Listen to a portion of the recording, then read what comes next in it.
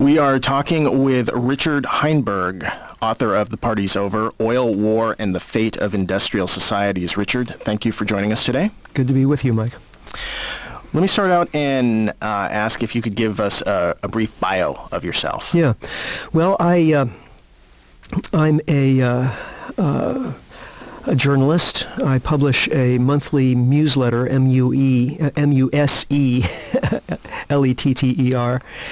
That's been in publication for 11 years now, and it's been nominated for some awards and so on. So, and I've written 5 books, of which this is my most recent. And I also teach human ecology at New College of California in Santa Rosa, which is about an hour north of San Francisco. So that's pretty much what I do. Okay. And what was the motivation in writing your current book? Well, in teaching ecology for a number of years, I've been impressed with the role of energy, first of all in ecosystems, because ecosystems are kind of the Earth's energy processing devices. Green plants take energy from the sun and turn it into carbohydrates, and then animals eat the plants, and other animals eat the animals, and it's a food web that is basically taking solar energy and using it in as many creative ways as nature can imagine. Human societies operate kind of the same way, taking plant material and people eating plants or eating other animals and so on. But human societies also have other ways of using energy that other species can't, like we've been using fire for the last several 100,000 years to enlarge the carrying capacity of our environments in various ways. But then over the last 200 years, we found ways of using energy that are even more creative than that. We've discovered fossil fuels and built industrialism through that, and enlarged the carrying capacity of our planet by over 600%. There were only about 1 billion of us in 1800, and there are over 6 billion of us now. And that's just an amazingly rapid rate of population increase. Looking at it as an ecologist, I'd say that's a population bloom. You can imagine introducing some, some microorganisms to a vat of grape juice, and and the sugar in the grape juice provides plenty of energy for the, let's say, yeast to grow, and so the number of yeast in the vat of grape juice will rapidly proliferate until, of course, they smother themselves with their own waste products, namely alcohol, and turn the grape juice into wine, and then all the yeast die out. Well, could we be seeing something similar with industrial society? Human beings have acquired this amazing energy subsidy over the last 200 years, namely fossil fuels, and our numbers have proliferated wildly to take advantage of this temporary subsidy of energy. So is this a classic population bloom situation that will be followed by a die-off once the energy subsidy runs out? That's a question that I ask in the book. And so what are we looking at in terms of our energy? Well, we've become overwhelmingly dependent on, as I said earlier, fossil fuels, but largely petroleum, because petroleum is the most energy-dense energy resource that we've ever come across. It's far more convenient than coal. It's easier to get out of the ground. It's cheaper per BTU. And so we have tended to use petroleum for the most crucial aspects of industrialism, namely transportation and agriculture. In agriculture, for example, we've used oil to replace muscle power, human muscle power and animal muscle power, which has enlarged our ability to produce food, and again, thereby increasing the human carrying capacity of our environment. So the big question is how much oil is out there. Can we continue to support this same way of life indefinitely? Well, of course, we all know that the oil is going to run out sooner or later. When I began researching the book, I started looking into the work of independent and retired petroleum geologists, because I thought those are the people who would, have the least economic stake in this and be able to give us the most accurate information. And I very quickly realized that these people are, desperately trying to get out a message that is a message that most of us aren't hearing. And that is that petroleum production is going to peak probably within the next 2 to 7 years. And this is going to have a devastating impact on our whole way of life. We've been kind of hearing about the running out of oil, it seems like, for quite a while, you know. But you feel confident from what you've seen that it's pretty close now. Well, the idea of running out of oil actually is it's not exactly accurate, because we probably won't run out of oil. 100 years from now, even 200 years from now, we'll still be getting oil out of the ground. The question is, what will be the rate at which we can extract oil? We tend to have a kind of mental metaphor that we use in thinking about oil of the gas tank in our car, and it's natural that we would think that way. But the gas tank in your car is just this nice reservoir that's made to be easily accessed. And if once you fill it up, your car runs fine. When it's half empty, the car runs fine. When you have only a 1/16 of a tank, the car is running still perfectly. You only notice a problem when the car actually runs out of gas. But with oil in the ground, it's a very different story. It's not just some big spherical tank that we're tapping into. There are all, thousands of reservoirs, some large, some small, many of them in porous rock, many of them in kind of long, snaky, shallow reservoirs that have to be mapped over time and so on.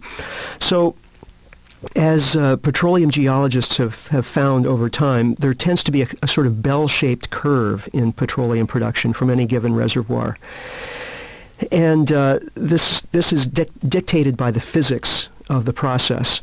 The stuff that you find first is the easiest to extract, typically. You're getting oil that's under pressure and gushes out of the ground. You don't even have to pump it. But then later on in the process, you're getting the stuff that's maybe further out and have to drill deeper to get it. Maybe is lower quality. Instead of being light sweet crude, it's the heavy sour crude and so on. So the first half of production is the easy part. But then when you've got about half of the oil out of the ground, the process becomes more difficult, more energy intensive, more expensive, and the quality of the product that you're getting out of the ground is not as good. So this bell-shaped curve sort of determines production, not only regionally, but also globally. And we have almost reached the halfway point globally. We've gotten most of the easy stuff out of the ground. Nature probably gave us about 2 trillion barrels of oil to start with. And we've extracted about 950 billion barrels over the last 150 years. So if we were going to think about it in terms of when we're going to run out, well, we could say, well, how fast are we extracting it now? Well, about 25 billion barrels a year. And there's a billion barrels left, so divide a billion by 25, or divide a trillion by 25 billion, and you get 40 years. So you could say, well, we'll run out in 40 years. But see, that's not a helpful way of thinking about it. A better way of thinking about it is, when will we reach the peak in production? When will we reach the top of that bell curve? And again, the best estimates are something like 2 to 7 years. And that's based not on sort of crystal ball prognostication, but it's based on the history of production so far in country after country. Because each country has its own discovery curve and its own production curve. And typically the discovery curve it looks a lot like the production curve, only it's about 30 years earlier. In other words, you have to find the resource before you can extract it. Here in the U.S., most of the discoveries were made in the 1920s and 1930s. So discovery peaked in the U.S. in the 1930s, but production didn't peak until 40 years later in 1970. So if we look at what happened in the U.S., it's like a template for what's going to happen elsewhere in the world. The U.S. was the most explored region of the planet. There have been more oil wells dug in the U.S. or drilled in the U.S. than in the rest of the world put together. So as goes the U.S., so will go every other country. And we can look at Libya, for example, big oil discoveries in the 1950s in Libya. And then by 1970, Libya's oil production peaked. Nigeria, Soviet Union, on and on. There are about 20 countries where we can see very clearly when discovery peaked and when production peaked. And that's already in the past. So it's more, we're talking about history as much as projections or predictions. Okay. And a lot of this is coming from people who had been in the industry, who know firsthand what's going on. Yeah. But from our leaders, we're not hearing too much about this. I know, it's scandalous. I mean, this should be on the front page of every paper every day, because we're talking about the future of our entire way of life. Dick Cheney says that the American way of life is not negotiable. Well, excuse me, you know, we're not negotiating with another country here. We're negotiating with nature, and nature has certain laws. There's a bumper sticker that I really like that's put out by Earth First. It says, "Nature bats last." And, you know, that's basically true. We've got a spherical planet here, folks, and there's only so much stuff that nature left us. So if the oil is going to run out, or if oil production is going to peak relatively soon, what are we going to substitute for that? Now, most of the free market economists who talk about oil say, well, you know, the market will take care of it. As soon as oil starts to become scarce and more expensive, then that will make the alternatives more attractive, and we'll invest in whatever, you know, nuclear or hydrogen fuel cells or solar or wind or whatever. But that completely overlooks the fact that, you know, energy infrastructures have to be built. It takes time and investment to do that. We didn't accomplish the Industrial Revolution overnight, and all of this infrastructure that we built with the Industrial Revolution was built to operate on fossil fuels. That's 150 years of investment and invention and work to build our present infrastructure. Look at the interstate highway system, hundreds of billions of dollars invested to produce this amazing network of highways to operate cars that run on gasoline, right? And those highways were built with asphalt, and they're repaired with asphalt, which comes from oil. So this whole transportation system that we've built is built for oil and built with oil. Okay, now, can we overnight transform that to operate on some other resource? No, it's going to take decades. So waiting for the market signal to tell us that we should be using some alternative is asinine. I'm sorry. It's crazy, because that puts us in the bind of, you know, needing the alternative when the alternative is still 40 years away. So we should have been beginning to invest in alternatives 30 years ago, when the first oil shock happened in 1973, or after the U.S. oil production peaked in 1970. Instead, we said, oh, no problem. We'll just import the stuff from someplace else, you know. And the problem is that we're going to run out of other places to import it from. Sure, Saudi Arabia has 246 billion barrels of oil in its reserves right now, and Iraq, now that we have brought Iraq under our sphere of influence, has another 112 billion barrels. But, you know, those countries may have a lot of oil now, but their own production profile is going to peak at some point. Iraq probably around 2009, 2010. Saudi Arabia around 2015 or 2017. Globally, oil is going to peak between 2005 and 2010. So we don't have a lot of lead time here to make the transition. And the irony being, at least with our current administration, so many people involved in oil there, you would think these people would be savvy to this, you know, information. Yeah. And, you know, I think that the information actually is there. There's an oil analyst named Matthew Simmons, who has the world's largest oil investment bank. And he's a good buddy of both George Bush and Dick Cheney. He's had lunch at the White House and discussed these matters with Bush, whom he regards very highly. And he's told Bush about oil peak and the implications and so on. So the information is there. But the question is, how are they responding to the information? They're responding to it by saying, well, if oil is going to peak, that means we have to intensify our exploration for more new oil, which again is crazy because there just isn't that much there. Exploration, discovery world discovery of oil peaked in the 1960s. So what we're finding now, we're finding 1 new barrel of oil for every 3 to 4 that we burn. And it's not because of lack of investment. It's not for lack of new technology. We've got 3D seismic. We've got horizontal drilling. The problem is just we're running out of resources to find. Okay, so they want to invest more money in exploration. It's in the current energy budget. They also want to invest more money in what? The military. So the plan, our energy plan basically is to invest more money in more tanks and bombs to invade other parts of the world that have large resources and secure them for our use in the future.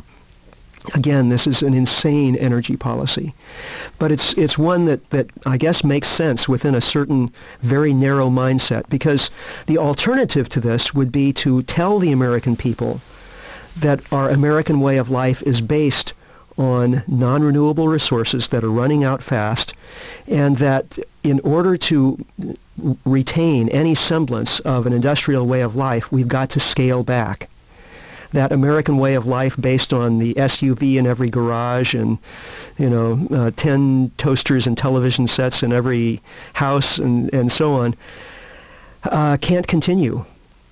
That we've got to find more efficient ways of supplying our basic needs. We have to move consumers and producers closer together. We have to take the movie of globalization that we've been running for the last 10 years and run that movie in reverse. And instead of globalizing our economy, we have to start localizing our economy, because that globalization means that everything has to be transported. Right now, there are no shoes made in North America. We get all of our shoes from Taiwan and the Philippines and China and countries like that. And then we transport them thousands of miles, and those are fossil fuel miles. Every calorie of energy on our plate that we eat as food, that's food that's coming from, on average, 1,300 miles away. Again, those are 1,300 fossil fuel miles. We have to find ways of growing our food that are less intensive in terms of inputs, energy inputs, both in terms of fertilizers, pesticides, herbicides, and also transportation. So this is a tall order. And it's not going to be easy. It's not going to be easy politically. So our current leaders are taking the easy way out. Rather than giving the American people the tough news that is what we need to hear, they're telling us all, well, just, go to sleep, don't bother, trust us, we're the experts, we'll take care of it. And the way they're taking care of it is essentially to ensure that we will have war and terrorism for the remainder of our lifetimes. Yeah, well, they're certainly predicting that. Talk a bit about some of the current known alternative energy sources, and are those viable if we just crank it up on production of them? Right. Yeah, very important subject. There are many alternatives, and we should be turning to them. We should be investing in them. Some are more attractive than others. Let me take a couple of the less attractive ones first. Nuclear. The nuclear industry is positioning itself for a major resurgence right now. And there's a big PR campaign that's just winding up that the nuclear industry is investing in heavily. There haven't been any new nuclear plants built for the last 25 years or so, and for good reason. People realized that nuclear was dangerous and expensive. Dangerous because we don't know what to do with the nuclear waste. And nuclear plants are inherently dangerous because there's always the possibility of human error or technical error, which could result in the release of radioactivity. And we've already seen that in a number of instances. So the anti-nuclear movement basically shut down the building of new nuclear plants in the U.S., not in certain other countries like France and Russia. The nuclear industry is now painting itself as green. It's saying that there's no carbon emissions from nuclear, which actually is not true, because building nuclear plants and mining and processing nuclear fuel is highly polluting in terms of carbon. And the dangers of nuclear plants and the problem of radioactive waste storage have not been solved in the intervening years. They're as much a problem now as they were 30 years ago. Also, the energy profitability of nuclear power is very low. It takes energy to get energy. And if you take the amount of energy required to build a nuclear plant, mine and process the fuel, transport the fuel, operate the plant, and then decommission the plant and store the fuel, the spent fuel. If you add up all of the energy costs in that process, you end up with an energy profit ratio from nuclear energy that's very, very low, something like 3 or 4 to 1, as opposed to the historical energy profit ratio of petroleum, which is more on the range of 100 to 1. So we're looking at a much lower energy society, with energy being much, much more expensive if we turn to nuclear. Okay, so let's just take nuclear off the table for the time being and look at the other alternatives. How about hydroelectric power? Very good, very high energy profit ratio. The problem is there's not much room for increase of development there. Most of the rivers that can be dammed, at least in North America, have been. And there are big ecological problems with dams. Most ecologists that I know would prefer to see the dams dynamited and taken out rather than have more of them built. So there's not much room for growth there. Wind actually is very good. Has a fairly high energy profit ratio of something like 15 to 1. And there are a lot of technical advances going on in wind power, and there's a lot of room for growth in wind energy. Now, can wind make up for oil as oil starts to decrease in supply? Only with huge investments. If we were to invest tens, possibly hundreds of billions of dollars a year in wind, we could possibly make up for the shortfalls. But nobody's contemplating those investments right now. Something similar with solar. Solar has a pretty low energy profit ratio, but there are a lot of technical advances going on in solar right now, which could make it much cheaper in the future. And it's really worth investing more in research and development in solar energy. We should be doing that. Right now, how much energy are we getting from solar and wind total in the U.S. energy economy? Not 5%, not 3%, not 1%, not even a tenth of 1%. It's something like 0.003% of our total energy right now is coming from wind and solar. So in order to make up for what we're going to be losing from oil, we need to invest heavily in these renewable alternatives. Basically, that's what we've got. Hydrogen people talk about as an answer to our energy problems, but it's not really, because all hydrogen does is provide an energy carrier. Hydrogen is not an energy source, it's an energy storage medium. You have to make the hydrogen, and right now almost all hydrogen is being made from fossil fuels, from natural gas, even from gasoline. And it takes more energy to make the hydrogen than the hydrogen will have. You can make hydrogen with electricity, and this is one of the big selling points that the nuclear industry is using, that we're going to need a new fuel as oil goes away. Hydrogen can supply that fuel source, and we can make the hydrogen from water using electricity, but we don't have enough electricity from solar and wind, so we need more nuclear plants to provide the electricity to make the hydrogen. But again, hydrogen is an energy loser. right off the bat. It takes more energy in the form of electricity to make the hydrogen than the hydrogen will have once we send it through a fuel cell or burn it in an internal combustion engine. So hydrogen, yes, will have some applications, niche applications, and I believe that we should be looking into some research on hydrogen as a fuel. But to look at it as a panacea, as a savior for industrial society is extremely unrealistic. And I think it's right now what we're seeing is a lot of hype from the coal and nuclear industries, and that has absolutely nothing to do with our realistic energy future. So if you look at this whole suite of possibilities that includes geothermal, wave energy, tidal energy, as well as all the ones we've been discussing earlier, what you end up with is a much more diversified energy future. We'll be relying on a much wider variety of sources in the future than we are right now. But we'll be looking at energy that's more expensive, and there will be less of it available to operate our industrial societies. So we have to rethink basically how we do everything, to use less electrical energy and to use less in the way of transportation fuels. Yeah, conservation has always been a big thing that hasn't got a lot of focus placed upon it. I mean, right. The local energy companies will talk about it, and a big deal to them would be like 10% would be something significant there. If we were to do, let's say, the equivalent of a Manhattan-type project for developing these new energies, putting that amount of thought, energy behind solar and wind and everything, and let's say cut our military budget in half and allocate that towards energy. Great idea. Would that work, do you think? Well, it depends on what you mean by would it work. Would it enable us to maintain our present way of life? Probably not.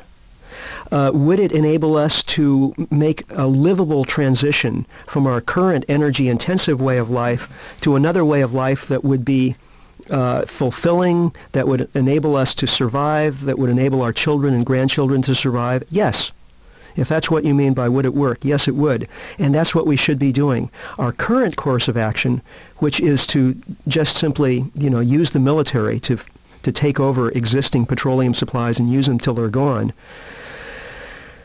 I'm afraid that's not going to enable either our present way of life to survive very long, or neither will it likely enable future generations to survive in any form.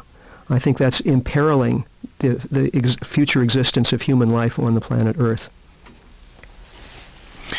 So if you were put in charge of our energy policies today, what would you immediately implement? First policy would be use much less. I would take, if I were king of the world, I would find some way to take over the advertising industry, first of all. Because right now what the advertising industry does is take billions of dollars a year and use it to give people around the world the message that we need to use more, consume more, and your life is worth nothing unless you have lots of cheap consumer stuff, And that's a suicidal message. Because, again, we live on a spherical planet, and there's only so much stuff here. So there's so many basic raw materials, and there's only so much energy available to transform those materials. So encouraging population growth and encouraging consumption is a suicidal path. So what we need to be doing is encouraging population reduction and encouraging a reduction in usage of energy and materials. So I think the first step in that would be reversing that advertising image. And I think that could be done very effectively. The Industrial Revolution has been horrific in a lot of ways. It's destroyed human communities. It's meant the loss of all kinds of skills that people used to have, skills in supporting themselves off the land and doing things with their hands that were worthwhile and that made people feel, self-sufficient and competent. Nowadays, what do people know how to do? We know how to push buttons and operate machines, and all of those machines are going to be obsolete in 5 or 10 years. So we have to, there's generations don't know how to speak to each other. Parents and their children have such different world views that in many cases they don't even know how to communicate. So I think the advertising message could be put out, and I think it would be very effective, that by using less and moving producers and consumers back closer together, reversing the movie of globalization, running that in reverse, and strengthening local communities, we could have a much more fulfilling way of life, a happier way of life, psychologically and socially more integrated way of life.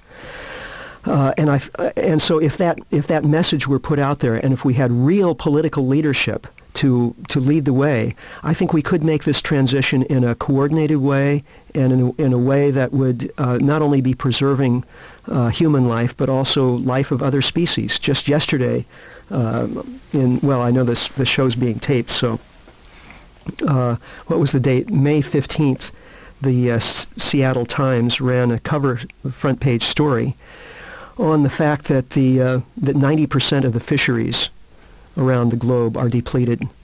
So if it's not oil, what's it going to be? What will be the next resource that we'll run out of? Fish, fresh water, topsoil. There's a long list.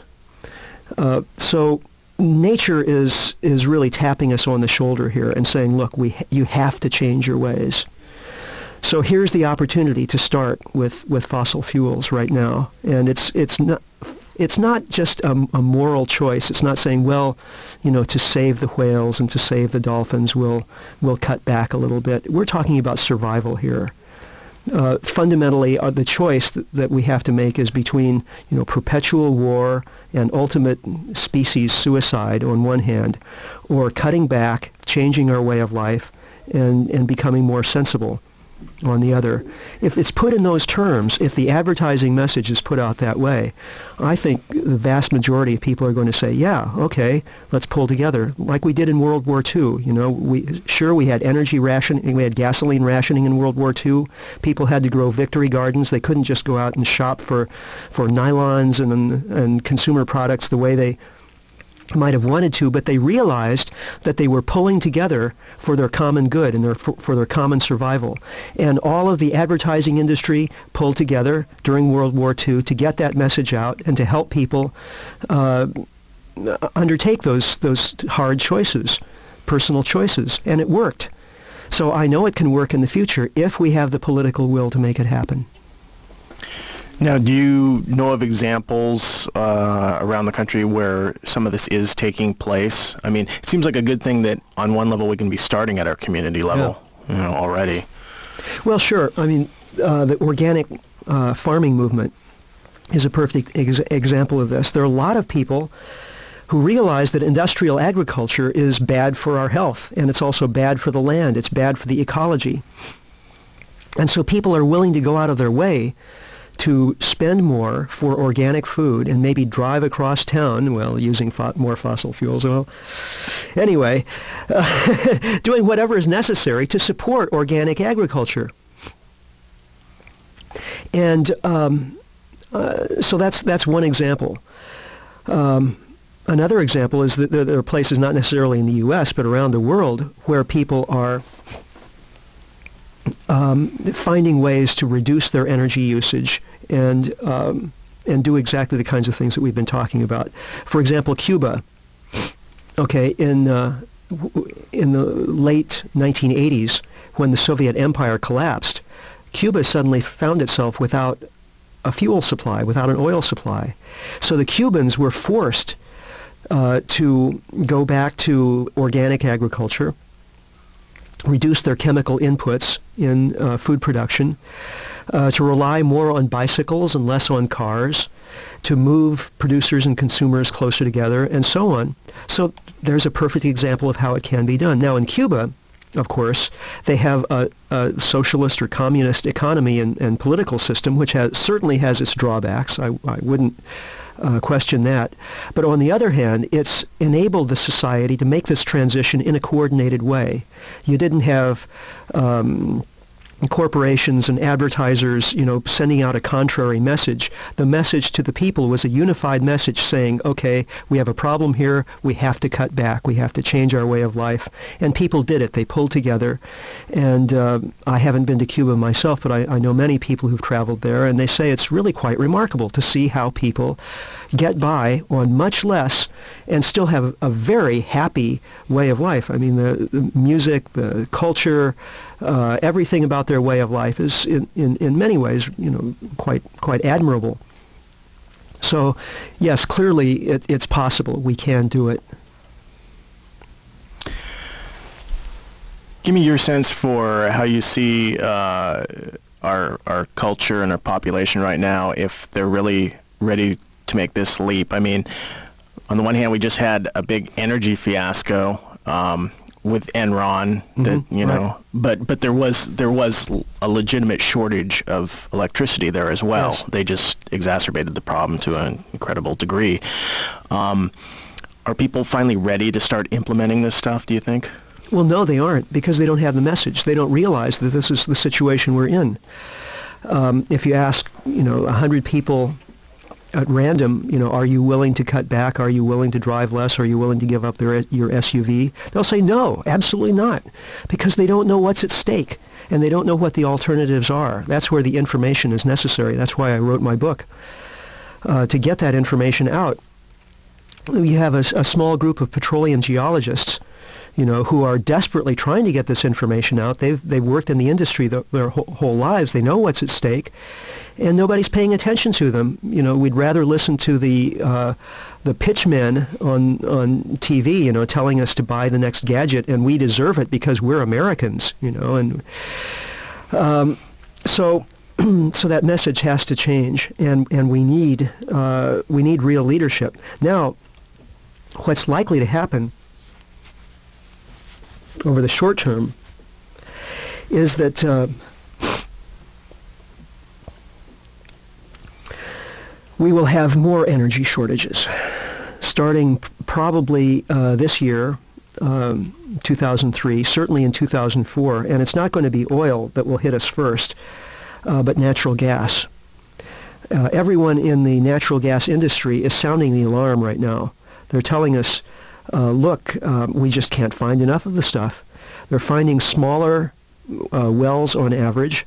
The typical natural gas well in North America is 60% depleted in the first year, which means that the industry is on a treadmill, and they're having to run faster and faster on that treadmill just to stay even with production. The U.S. is importing 17 or 18% of its natural gas right now from Canada. I was just in Canada last week, and the Canadians are not very happy about that because they're exporting 60% of what they produce to the U.S., and they're not able to find as much as they need to keep up production, and they're starting to worry. Well, they need natural gas themselves to heat their houses, and, Canada is a kind of a dark, cold country. So they're starting to wonder if they made a mistake in signing NAFTA, which basically compels them to sell 60% of their natural gas to the U.S., whether they want to or not. So this coming summer of 2003, we're looking at warmer than normal temperatures are being forecast, which means more air conditioners online, more demand for electricity, and a lot of our electricity is being produced by natural gas now. Also, a number of nuclear power plants are going to be offline for maintenance. So we may be seeing brownouts and blackouts this summer as a result of true natural gas shortages. Now, it'll be interesting to see how this is portrayed in the press, whether it would be portrayed as another political problem, as another problem of Enron crony capitalism, or whether we're actually told the truth this time, that we're in fact just running out of the stuff, that there just isn't enough natural gas available to supply our demand.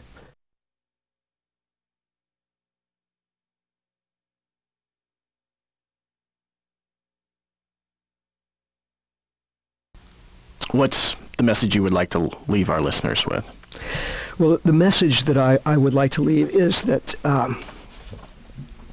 we're faced with probably the biggest challenge in the history of our species. There are 6.3 billion of us on the planet right now.